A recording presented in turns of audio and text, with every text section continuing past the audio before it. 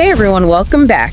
We're about to take a deep dive into something pretty fascinating. Yeah. It's an essay called Why Women Need the Goddess by Carol P. Christ. Oh, yeah, I know this one. Yeah, so it's it's this landmark piece in feminist theologies, and I think it really kind of makes us think differently about traditional religion. For sure. And how the whole idea of power, relates to women. Absolutely. And, it's amazing how relevant this essay still is. Yeah. Even decades after it was published. Totally. It really, started this conversation about religious symbols that is still going strong today. Well, and that's what I thought was so interesting about this essay. Yeah. It was like one of those light bulb moments for me when I was reading it. She talks about this idea that religious symbols work on us subconsciously. Right. Like they even end up shaping our political and social structures. Totally. And it just made me think about, all the symbols we're surrounded by every day. Yeah. And how they might be influencing us in ways we don't even realize. That's exactly what makes it so powerful. Yeah. Christ argues that that traditional religions with their emphasis on a male god Right. often create a mood of dependence on male authority. Yeah. Yeah. This underlying assumption. And Simone de Beauvoir, the key figure in Feminist, thought she said it perfectly when she wrote that. Oh, yeah. What did she say? Well, she said that men have God endorse their code. Wow. And the fear of God keeps women from revolting. That's a powerful quote. Right. It really highlights how these symbols can be used to reinforce the power structures that are already in place. Exactly. But Christ goes even further than that, right? Yeah. She's saying that simply rejecting these symbols isn't enough. You got it. We need to replace them with something that affirms female power and female experience. Absolutely. And that's where the goddess symbol comes in. Okay. And it's, it's not just about worshiping a female deity. It's more about, recognizing and embracing the legitimacy and the goodness of female power in all its forms. Wow, that's interesting. Yeah, Monique Wittig, another, really important feminist thinker. She talked about this idea of women needing to remember or invent a time when they were free and full of laughter. And I think the goddess symbol really taps into that yearning, for a different way of being. Yeah. It almost feels like a reclaiming Yes. of what's been lost or suppressed. Precisely.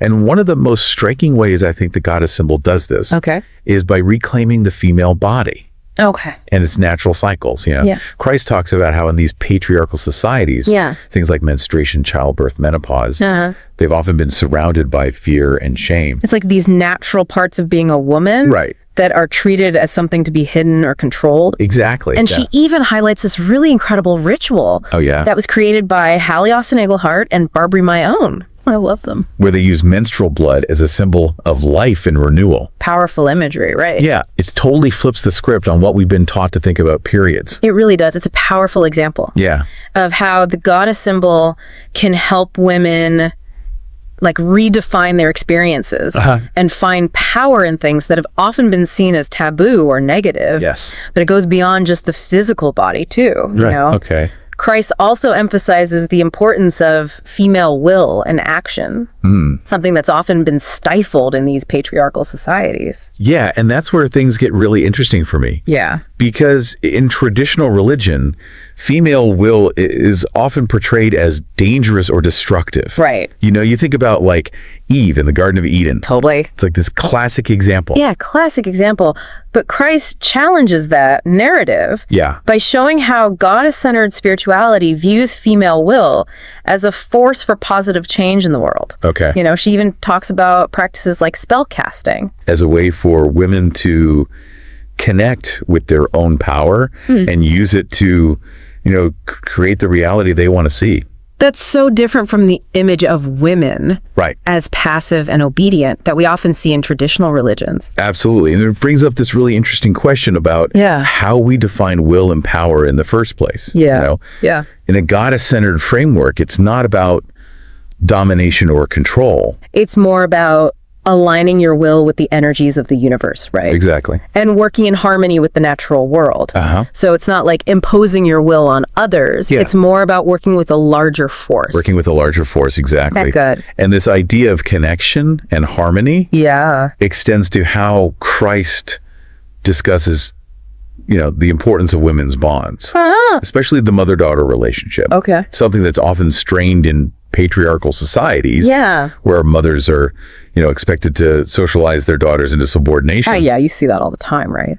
All the time. Like where girls are taught to be quiet, to be agreeable, right? To put others' needs before their own. Yeah. It's almost like they're being groomed for a life of subservience. Exactly. But Christ uses this myth of Demeter and Persephone to offer a totally different perspective. Oh, interesting. Yeah, this myth shows us, this fierce and protective mother who will go to any lengths to defend her daughter. Wow. It's a celebration of the power and the depth of that bond. Yeah. That directly challenges that patriarchal pattern of mothers socializing their daughters into subordination. Okay, so we've covered a lot of ground here. We have. But before we move on, I'm curious, what stood out to you the most from this first part of Christ's essay? What really struck me was how Christ unpacks the idea of female power. Yeah. Like, it's not just about physical strength or, political dominance. Right. It's about creative energy, spiritual insight, intellectual prowess, and even the power to nurture and to heal. Yeah, that's such a good point. Right. It's like the goddess symbol encompasses all of these different aspects of what it means to be powerful as a woman. Exactly. And it makes you realize how limited like our traditional ideas of power really are. For sure. And recognizing those different facets of female power can be incredibly empowering for women in their personal and professional lives. Totally. It's about owning your strengths, your intuition, your ability to connect with others on a deeper level. And it makes me think about all the times, women have been told they're too emotional or too sensitive. Oh, yeah. What if those qualities are actually strengths that allow us to tap into different kinds of power? I love that. And it ties into Christ's discussion of female will as a force for change, Yeah. It's not about brute force. Right. It's about channeling your energy and your intentions to create the reality that you desire. Okay, so let's dig a little deeper into this idea of female will. Okay. You mentioned spellcasting earlier. How does that fit into this concept of will and power? Well, in many goddess-centered traditions, spellcasting is seen as a way to focus your will and your energy to bring about a desired outcome. It's not about controlling the universe, right? But it's more about aligning your intentions with the natural flow of energy. Interesting. It's about harnessing the power of your own thoughts and beliefs to create change. That reminds me of something I read recently about the power of manifestation. Yes. It's this idea that, our thoughts and beliefs actually shape our reality. They do. And it seems like that's very much in line with what Christ is saying about the power of female will. Absolutely. It's about recognizing that you have the power to shape your own life and the world around you. Yeah. And that's a really empowering concept, especially for women who've been conditioned to believe they are powerless. Right. But there's also this really important distinction to be made between, the way female will is viewed in a goddess-centered framework versus a patriarchal one. You're right. It's like in patriarchal systems. Yeah. Female will is often seen as something to be feared or controlled. Right. Like if a woman expresses her will too forcefully, she's labeled as bossy or aggressive. Exactly. Or, too much. Too much. But in a goddess-centered framework, female will isn't seen as inherently dangerous or subversive. No, it's seen as a natural force that can be used for good or for ill, just like any other kind of power. So it's not about suppressing female will. Right. It's about, teaching women how to use their will responsibly and ethically. Exactly. And that brings us back to the importance of women's bonds and heritage. You know? Because it's through those connections with other women that we learn how to wield our power in a way that benefits both ourselves and the community.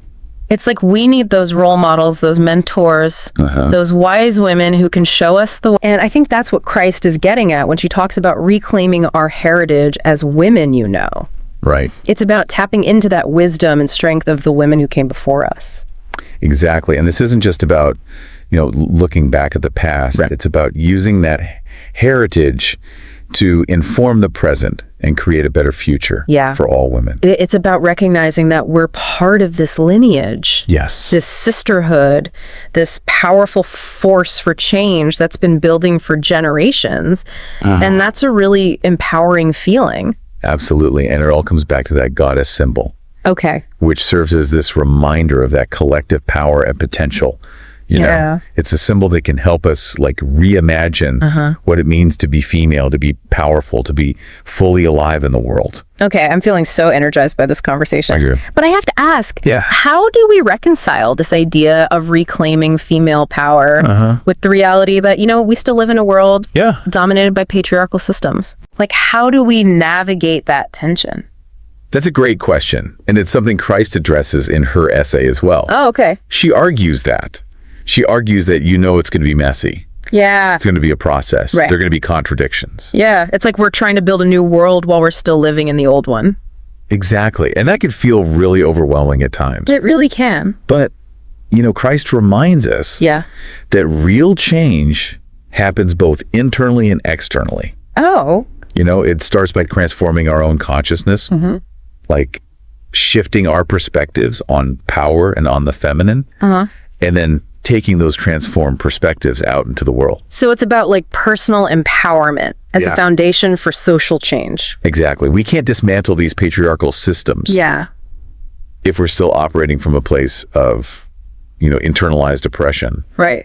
The goddess symbol helps us to break free from those limiting beliefs and embrace, you know, a more expansive vision of what's possible for ourselves and for society. Okay, that makes sense. But how do we actually translate these ideas into like concrete action? You know, it's easy to talk about changing consciousness, but how do we make real change in the world? Well, Christ suggests that, you know, we start by creating new rituals and practices that celebrate female power and experience. Right. She talks about, you know, the importance of women gathering together, sharing stories, supporting each other, creating these spaces where the feminine is honored and revered. It's like we have to create our own alternative systems. Right. Our own spaces where we can practice these new ways of being. Yeah, and from there, maybe those changes can start to ripple outwards. Yeah. It's about building a culture that values cooperation and compassion and connection. Right. Qualities that are often associated, you know, with the feminine. And that reminds me of something you said earlier about how the goddess symbol challenges those traditional notions of power. Yes. You know, it's not about domination or control. No. It's about harmony and balance. Exactly. That's such a key point. Yeah. And it has huge implications for how we think about things like leadership and decision making. Oh, wow. Imagine a world where leaders, both men and women, embrace these qualities of collaboration and empathy. That would be a radical shift. Right. It would require us to completely rethink the way we structure like, our institutions and our relationships. Absolutely. But I think that's what Christ is calling us to do. Yeah. You know, she's asking us to envision a world that's not built on these hierarchies of the past, but on the interconnectedness of all beings. That's a beautiful vision. It is. But I have to admit, it's hard to imagine how we get from where we are now to that kind of world. It's definitely a journey, not a destination. Okay. But, you know, I think each step we take towards reclaiming our power, towards embracing the feminine, towards building a more just and equitable world. Yeah. It brings us closer to that vision. I love that. Right. It's like each act of defiance, each moment of self-love, each connection we make with another woman, it's a step towards creating the world we want to live in. Exactly. And it's important to remember, we're not alone in this journey. Yeah. There's a whole lineage of women who've been fighting for these changes for generations. And their strength and wisdom are available to us if we choose to tap into it. Okay, as we're wrapping up this deep dive, I'm left with this sense of both hope and responsibility. Hope, because I see the potential for real change. Yes. And responsibility, because I know it's up to us to make that change happen. Beautifully said. And as Christ reminds us, you know, the power to create that change lies within each and every one of us. That's such a powerful takeaway, and I think it's the perfect note to end on. It is. So to all of you listening out there, I encourage you to explore these ideas further, to connect with your own inner goddess, and to join the movement for a more just and equitable world. Thanks for diving deep with us today.